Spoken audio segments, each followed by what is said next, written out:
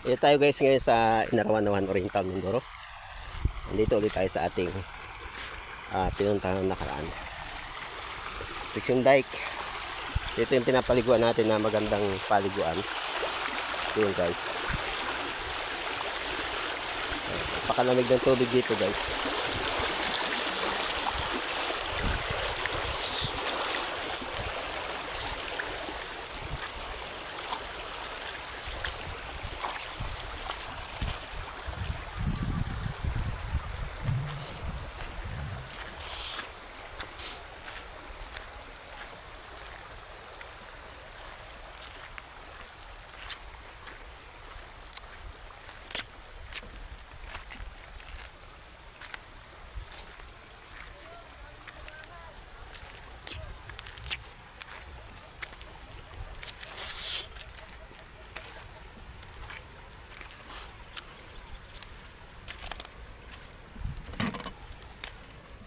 Nice.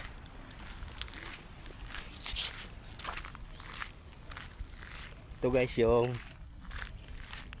ilog na yan mga guys na napakalaki, natatanaw ninyo.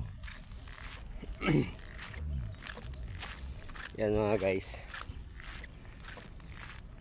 napakalaki ng ilog na yan, tatanaw ninyo mga guys. Yan. Diyan kinukuha mga guys yung pinantatambak dito na buhangin sa ilog mismo na yan. Pakalawak mga guys yan. Yung mga bako nandun, mga bako, mga dump truck nandun mga guys, mga bako, mga dump truck. Kabila na yan Victoria yan mga guys, Victoria Oriental Mindoro. Tapos merong batang tumatakbo rito, ayan, naliligo yan mga guys. So yan yung Manthalcon mga guys.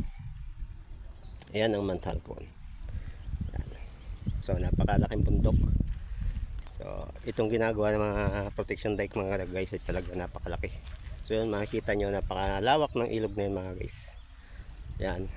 Kaya malaki at matibay ng ginagawang protection dike kasi sobrang pagbumaha dito sa Oriental Mindoro ay talagang grabe pagka nakaatake yung baha dito. Kaya ayun mga guys.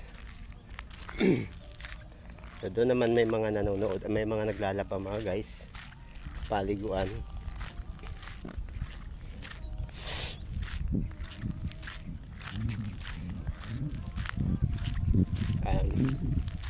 Tignan natin. Ayun mga guys, doon narin yung mga naglalaba. Ayun, may mga tao doon sa lugar na yan mga guys. Ayan na, diba? Mga labahan talaga yan kasi napakalinaw ng ilog na yan. Kahit na baha doon sa ilog, ito mga guys hindi nalabo kasi bukal siya mga guys. Galing siya mismo sa bukal, hindi katulad sa ilog galing bundok, umaagos galing bundok. Kaya pagka baha malabo doon, pero dito mga guys kahit baha hindi dyan malabo mga guys, napakalinaw ng tubig. So yung mga truck, yung mga naghahakot mga guys yan ng buhangin. Yan. Okay, thank you for watching.